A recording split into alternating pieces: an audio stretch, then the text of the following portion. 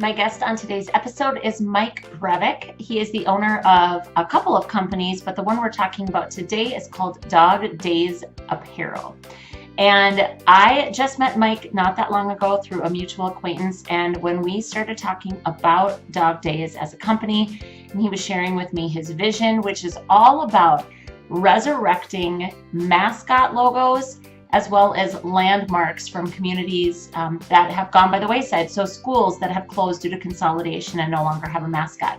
It is all about reigniting the local pride and kind of reinvigorating the legacy that either the mascot or these landmarks have left behind. I was like, you're perfect for the talk show. And he's a bright, generous soul. He cares about how small towns think about their history, but also about how that local pride, once it's kind of relit, can light a fire under people to think about what's to come in the future. He is such a cool guy. This is such a cool business. And literally every single one of you watching this episode, if you have a mascot that no longer exists, or you have a landmark that no longer exists, you've got to listen to Mike talk about this website and, of course, submit your proposal so he can create a custom piece of artwork just for you. It's so much fun. Enjoy this episode. Hey, Mike. Hi. I'm so pumped to have you here. Gosh, like as soon as you and I got off our first call together, I was like, this guy's got to come on the talk show. It was a good one. And we spent a lot more time on the call than I anticipated, but I know.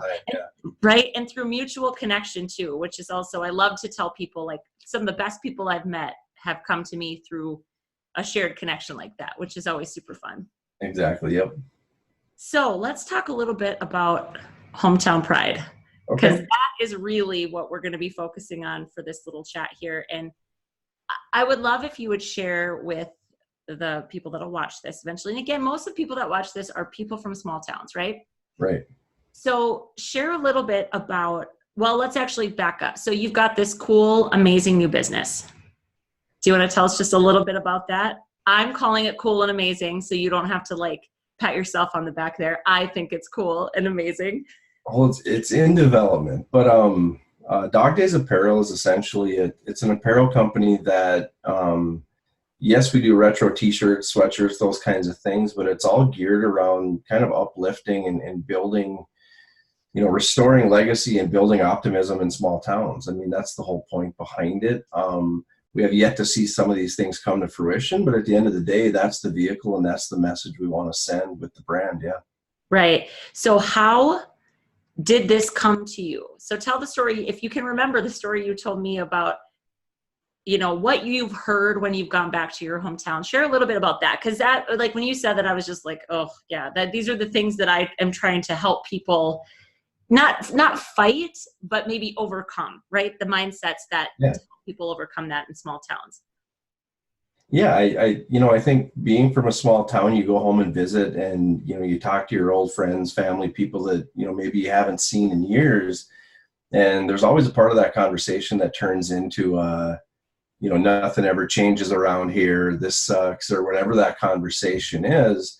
And just the conversation's pretty stagnant sometimes. I mean, you get through your 30, 40 seconds of pleasantries and all of a sudden we're kind of talking about how nothing changes. And I feel like a big part of that, especially with small towns, and I think it's common, with all small towns, but I think a big part of that is mindset. And I think it's kind of switching gears and kind of flipping the script on the topic and making it something a little bit more positive. And it's just something that always stood out to me. And it's, honestly, it was part of a deterrent as to why I didn't go home as often, because you have those conversations and it's kind of frustrating. It's kind of depressing in a way because you hate to see your small town dry up. You hate to see the people that live there not fully embrace what it possibly could be from a sustaining standpoint. And it just kind of something I thought about for a long time. And one of the things that, always kind of stood out to me was, there's got to be a way to kind of change that. And I don't know that I really even knew that when I started this process, but how it started was, I always wanted to do something that would be apparel driven because I have a background in graphic design and creativity and whatnot. And, kind of started there. Well, what if we did designs, and what if we kind of took the time and the effort to kind of resurrect mascots and logos of these schools and these, these teams that are gone. So for my hometown, school consolidation and kind of merging with other schools is a very common thing. And I think it's pretty common in all small towns, because you're always fighting to stay alive, and you're fighting to keep those numbers up where enrollment can sustain the school district, and it just doesn't necessarily work out for small towns. And even from a sports perspective, they're fighting to get the numbers to put, a 9-man or 11-man football team together, to get 5 decent basketball players or whatever. So there's all these things happening, and it's part of the reason why they work together and merge and do the things that they're doing, which at the end of the day is a good thing. But as part of that process, or as a byproduct of the whole thing, is you start to lose these little chunks of history, and you start to lose the legacy, and you start to lose the pieces of history that really matter to that town. And then it's, what the town takes pride in. So for like me personally, it was the Twin Valley Tigers, and, it'd be cool if we were still the Tigers, if we were able to sustain that all these years and whatnot, but that's not how it worked out. And that's kind of where it started. And I think the story I told you was that I had the idea and I wanted to kind of just get it rolling, because I've been thinking about it for so long and kind of been, all talk and no action. So I created a kind of a demo version of a Twin Valley Tigers retro tee, and I wore it back to my town festival, which is in the summer, and it's, kind of over a weekend thing. And I wore it up to the local municipal bar, and just went up there with the intention of just seeing old friends and just kind of having a good time. And during that process, I could tell people were looking at it while I was talking to them, and it was definitely a point of attention. But at the same time, 35 people actually took action and either asked me where I got the shirt from, or made mention of it. Or I even had some people say, hey, did you get that at Target or American Eagle? They thought like I just got lucky and found like this Twin Valley Tigers retro at That's some really funny. Were you like, no, retailer? Target didn't make this. Yeah. Like, this and is I said, I did say, no, I made this, but I didn't really tell them why I was doing it or what the motivation was. Because at that point, I'm not even sure if I knew what the motivation was. It was more just of a test for me to see if I was onto something. Mm-hmm. So that worked out pretty well. The next week, I should say, I reached out to a friend of mine who his wife is from Uland, Minnesota. And I just kind of asked her to do the same thing. I said, hey, if I make up a shirt for you and your kids and whatnot, would you wear it, uptown to the parade or to the bar or whatever, just that weekend? And she was glad to do it, and kind of the same reaction. She had a lot of people that mentioned it to her, asked her about it, where did you get it, that kind of thing. So at that point, for me, it was kind of proof of concept that there's enough interest there, and there's enough kind of love of history where people are kind of taking action and asking, which is weird, because I wear t-shirts all the time and nobody asked me about my shirt, but on that day people were asking. So that was for me kind of an indicator. Right. And it's okay. So love that story. I love the whole concept so much. And I think it might be partly because we just came off my town summer festival. I had a major class reunion that occurred. A lot of my friends came back, and I don't feel like we see as much of that kind of down and depressive attitude necessarily towards our community. I think Oaks is actually a thriving small town, but there's pockets of it. We talked about this a little bit where, if you ask somebody that works at even any of the gas stations, there's a chance that they may tell you there's nothing to do here. Like if you are traveling and you're stopping by and you ask that question and they say, oh yeah, there's nothing going on here. And that is something I want to try to help us turn that tide, because I think, like you said, it's the worst thing in the world to ask local people what they think about their town or what's going on in their town. And it's all negative, because why on earth would anybody else want to move there if you live here and you hate it that much, right? Right. And it might be, there's parts of it that's probably maybe just a handful of individuals, and it's maybe just one town versus this town because one town has less going on. But overall, like, I just look at it from the perspective of, we got to get everybody drinking the Kool-Aid, especially if you're a town that has, you know, a chance to sustain and actually bring people in and grow. And, you know, because there are some really nice little towns in this area that struggle because there's just not a lot going on. And you know, what if we could change that? Right. And I think what I love that you're doing is you're tapping into that the feeling of nostalgia, which is really something that if people had a good experience growing up, because I totally respect the fact that not everybody had a good growing up experience in a small town. I get that. They'll never be our target audience anyway then, right? Like, they're never going to want to come back. They don't have any desire to reminisce, like, they're over it, and that's fine. But for the most part, the people that had a beautiful experience in one way or another, they feel very nostalgic and they like to think back on the experiences that they had. And you're giving them a visceral way to do that. So, okay, so mascots and like with the schools that have closed is one thing. What else has this kind of evolved into? Because like our school, we are still the Oaks Tornadoes. I think I told you, like, we will be hopefully till the end of time. But what other kind of spin-off things are optional or options for people that are in small towns? Well, right now the whole theme is kind of centered around the idea of lost legacy, lost memory, those kinds of things. So like, it is the mascots primarily for school consolidated, you know, situations and whatnot. It's also like, lake resorts. Like, I used to go to a lake resort at my parents' lake when I was a kid, called Evergreen. And it doesn't exist anymore. And I have a lot of friends who used to go there. A lot of people used to come in and, you know, rent a cabin for the week and all these kinds of things. So it's kind of that mindset too, of just capturing, you know, kind of the memories of summer and maybe a family type place where you used to go as a group. The other thing, the big one that I'm pretty excited about now that I've been doing a lot of research on, is landmarks. Yeah. Every town has, you know, there's certain business or landmark of, you know, maybe it was an old, like for me, I worked at a movie and a parts store when I was in high school. And I don't know, I didn't think it was as cool at the time, but I miss it. It's not there anymore. It's pretty cool now. Every town seemed to have some kind of a bowling alley, an ice cream shop.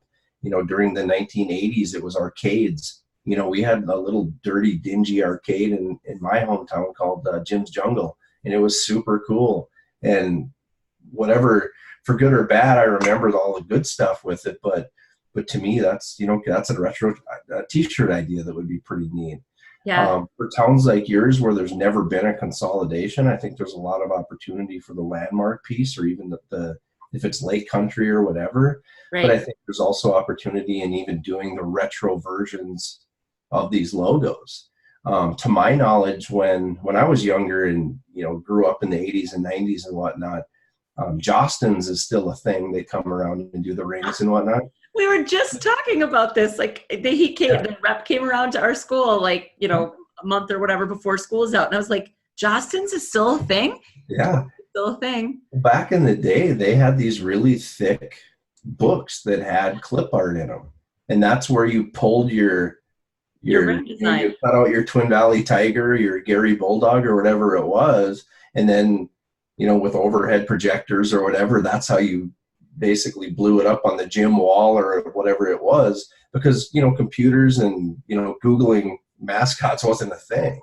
Yeah. So in a lot of cases, there were like versions of logos that maybe people didn't even realize, because they were whatever they were. And every time the Jostens book came back around with a newer, cooler logo, they just got their scissors out, cut it out, and they moved on with something else. You know, rebranding and all this idea of, you know, creating new brands or evolving a brand really wasn't a thing back then. It was, you know, let's see what Jostens got this year.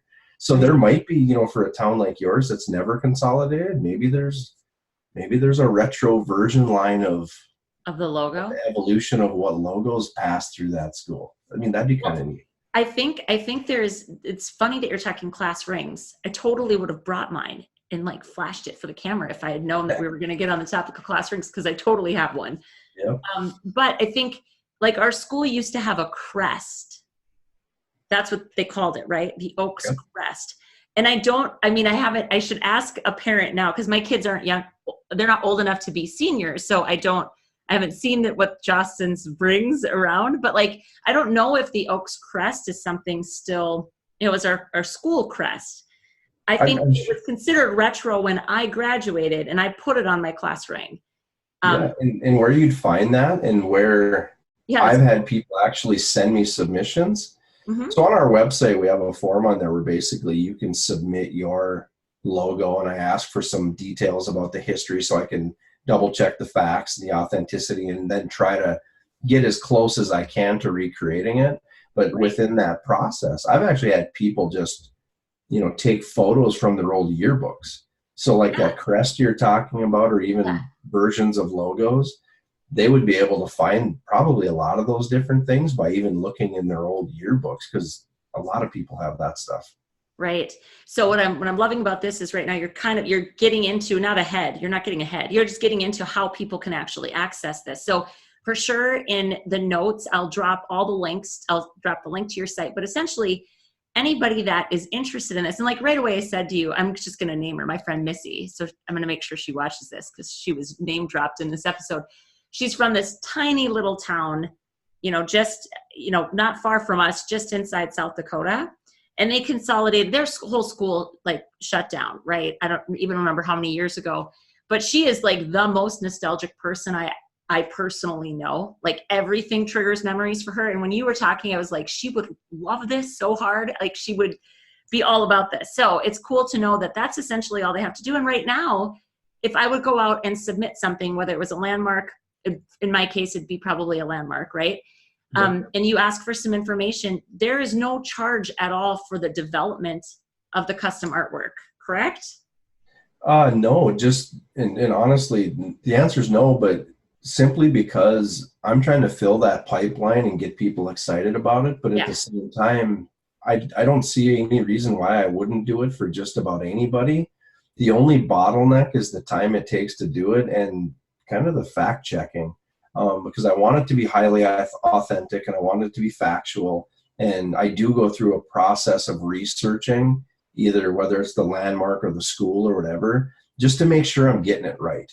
Right. And to just create logos and artwork and stuff, I'm not saying that's easy, but I could do that, pretty quickly without actually having to check the facts. But this whole brand is about accuracy and authenticity. So I do take that time to do the research, so that when that shirt launches, I'm hoping to trigger with that much more people, really. And I think I mentioned this the other day.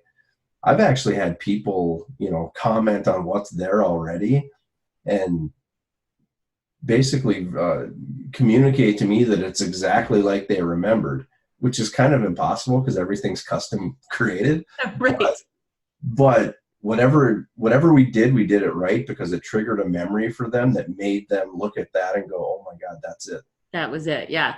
Well, and the other thing too is it takes time, because the other thing that you're doing really carefully, which I think is beautiful, is it's not like you just take the information and then create artwork. You're actually telling the story of it as well, right? So there's like a little blurb or whatever word you would use to describe basically the story that you write up to accompany the artwork, which is just really cool. So it isn't just visually appealing, right? There's the story that people can get wrapped back into, and that's what triggers all the feelings and creates nostalgia. And I just think it's so cool. I think I'd shared with you that what was coming to my mind were some of the new businesses that are in town, that there used to be something entirely different in its place, and that business is just gone now, right? And you had, I was telling you about the filling station on the corner where a bank now sits. I remember we used to go in there and they would sell us the giant freeze pops. Like that was what I remember going in there to get, because obviously I didn't put gas in anything. I was a kid. But, just those little memories, it's crazy. The stuff that'll conjure up. I'm really excited to share this with kind of the world, because I just think, and I can't wait to keep asking, because Oaks friends, I'm going to be asking all of you, like, what are the landmarks? What's the legacy things we need to have in design for us? Because I just think that's cool. And it's worth mentioning too that the t-shirts are the vehicle of the brand, and it's what it is. but we're really in the business of restoring legacy, and it's about optimism. It's about those things. The t-shirts are just the vehicle. I mean, we have to sell t-shirts to get the message out there and to get, kind of the brand off the ground. So it's kind of a double-edged sword in a way, but anybody can sell t-shirts. I mean, there's a lot of t-shirt companies out there, but this one's about restoring legacy. And if everything goes the way, we hope it does, then, eventually maybe we can do more. So, yeah.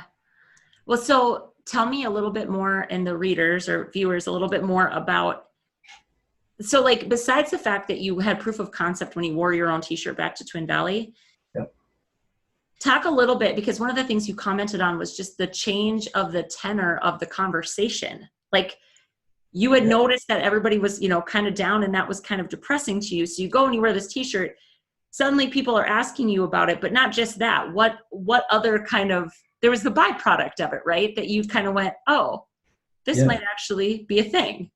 And it wasn't really, I mean, I should clarify too, like, it's not that, the conversation is always a downer. It's just, it's kind of like when people talk about the weather. Right. It's like, I don't have anything to say, so I kind of jump to my go-to, which is what's new around here. And it instantly kind of turns into that routine conversation. And that's where some of that, I don't even want to say negativity, but that's where some of the kind of the melancholy conversation starts to happen. And to your question, where it kind of threw a ripple effect into the routine was, oh my God, where'd you get that shirt? Tell me about that. And all of a sudden it started to turn into more of a positive conversation around whatever was on that shirt. Like, one of the questions that I get a lot, and I got specifically on that night, on that test phase of mine, was, oh, you should make one that says 1977 on it. And so people started to bring up the years of, oh, it'd be really cool if you had a 1985 version. And what sparked from that was just the conversation of, who graduated in 85? Oh yeah, it was this person. And just the snowball effect of kind of where these conversations went, all kind of springboarded off this shirt, which is kind of weird.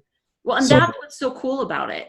Yeah. Like, it's almost like the same impact as, so there were several reunions that happened, that happen every year, right? Every single year, there's classes that have reunions. But because this was a reunion year for me, then my mom's class also had a reunion, like they grouped them together. And what was cool is people start naturally asking like those kinds of questions, like, oh yeah, so who did you graduate with? And what about this person? What about that person? And then they talk about sports and all those things. It's almost like a reunion in and of itself, just because you're wearing a shirt, which is, I think it's so cool.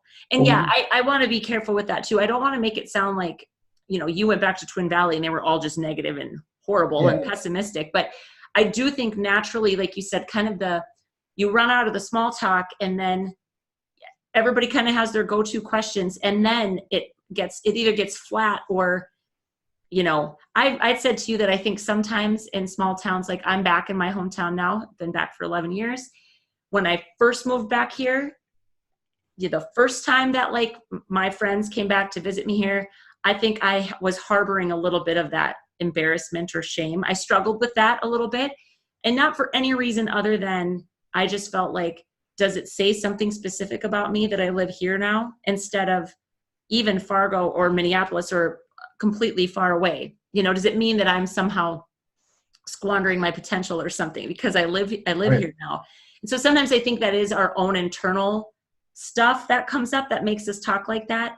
But I think too, the big picture, we constantly need to be thinking about how we talk about our small town, because it speaks volumes about, whether it's progressing, whether it's growing, whether it's going to be sustainable for the next 5, 10, 20 years.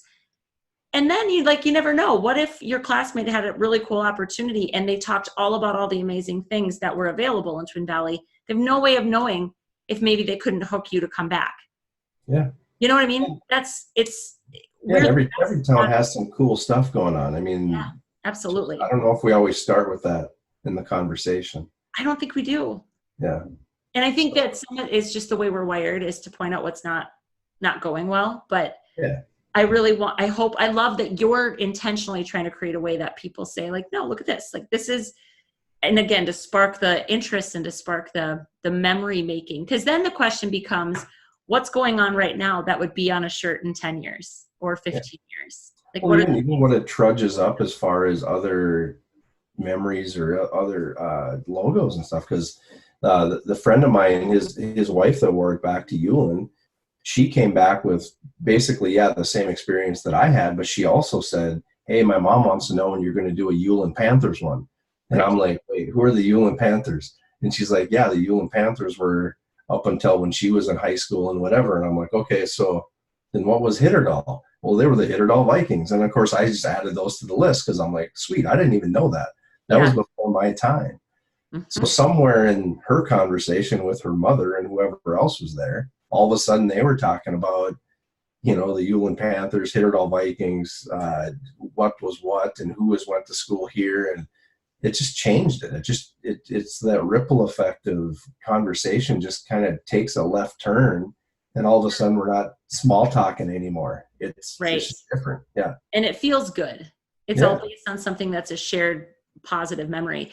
And you're just thinking about something. So I think I had mentioned to you that over the weekend, I took my kids to our historical museum. Yep. Did I mention that to you? You did. Yep. We're walking through, and like one of the things even now that's standing out in my mind is like, we used to have a bugle corps, like horns. Like there was a guy that led the bugle corps. I mean, I don't know when that went away, but a long, long time ago. But there are people that live in the community today that I bet were a part of it. Yeah. So like, that's something you just think about, like with the things you might've been involved in, the groups that used to exist here that really did a lot of stuff and now they're gone, but had years and years and years of people that were participants in it. Those are the kinds of things that people remember really fondly. Even me, this suddenly just occurred to me, like we had something called show choir.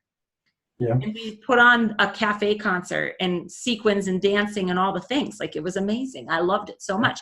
It's been gone for a long, long time. Yep. So yeah, I mean, I think once you start really thinking about it, there's all sorts of things that hold a lot of memory and value for you. Yeah, and part of all this is, I said this the other day too, but it's also cloaked in this idea of, like I said, the shirts are just the vehicle, but if you go out to the mall or wherever you're going to go, it's pretty easy to see, I don't know, a couple hundred people wearing retro t-shirts. Right. So the idea is that, well, what if the retro t-shirt actually had a meaning behind it, and how cool would that be? Because it doesn't have to mean anything if it's just a cool shirt, but at the same time, what if it did? What if somebody could say, hey, I really like your shirt, and all of a sudden you can go, wow, actually my dad was, or my great grandpa was part of the Bugle Corps in Oaks, North Dakota, and this is what it is. And all of a sudden it's like this weird, fun story where people are like, wait, what? Tell me more. Right. That's what's kind of cool about it. Yeah. So like keeping the barrier low as to how you qualify or don't qualify for a DogDayz design, it's pretty low, because at this point I don't see why we wouldn't do all of them. Right. Oh, it's fantastic. Well, and I love so much that, ultimately that's what this is about, is that rekindling of hometown pride. Yeah. Or community pride or landmark pride or whatever it is you want to call it, but it's about restoring legacy. And I'm a huge sucker for brands with purpose.